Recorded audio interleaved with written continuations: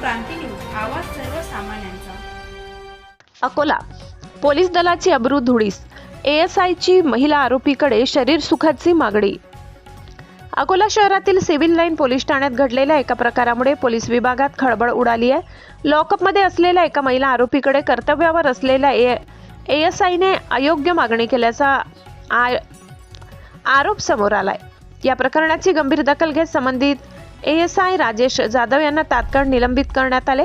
माहितीनुसार आर्थिक फसवणूक प्रकरणात अटक केलेल्या महिलेला लॉकअपमध्ये ठेवण्यात आले होते। यावेळी संबंधित अधिकाऱ्यांनी आपल्या पदाचा गैरवापर करत महिलेकडे आक्षेपार्ह मागणी केल्याचा आरोप आहे। या प्रकारानंतर महिलेने वरिष्ठ अधिकाऱ्यांकडे तक्रार केली। दरम्यान घटनेची संबंधित एक व्हिडिओ सोशल मीडियावर व्हायरल झाली असून यामध्ये वरिष्ठ अधिकारी संबंधित कर्मचाऱ्याला जाब विचारताना दिसत आहे। या प्रकरणी संबंधित ASI विरोधात विनयभंगासह विविध कलमान्वये गुन्हा दाखल करण्यात आलाय। पुढील तपास सुरू असून कायदेशीर कारवाईची प्रक्रिया सुरू असल्याची माहिती पोलिसांकडून देण्यात आली। या घटनेमुळे पोलीस दलाच्या प्रतिमेबाबत प्रश्न उपस्थित होत असून अशा प्रकारांवर कठोर कारवाई व्हावी अशी मागणी नागरिकांकडून व्यक्त होत आहे। महाराष्ट्र क्रांती न्यूज साठी प्रतिनिधी Imran Khan, Akola. Akola cyber police station में 80 लाख रुपए के फ्रॉड के कारण एक अपराध दर्ज किए हुआ है।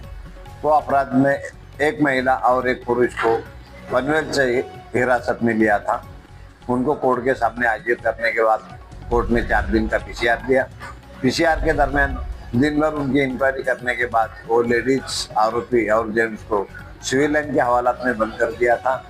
उस समय वहाँ पे ड्यूटी पर हाजिर ASI राजेश जाधव ने उस महिला से छेड़खानी करके, तेरी बेटी कितनी स्मार्ट होगी, अगर है तो मेरे पास भेज दे, मैं 10,000 रुपये दूंगा, ऐसा करके उसकी इज्जत पे हाथ डाला, उसको गलत भाषा में बोल दिया।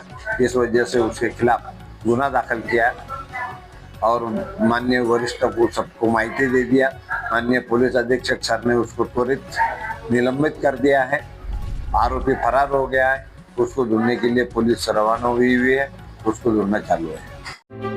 अशाच नवनवीन बातम्या पाहण्यासाठी आमच्या महाराष्ट्र क्रांती न्यूज या YouTube चॅनलला लाईक करा, सबस्क्राईब करा आणि बेल आयकॉनला प्रेस करा।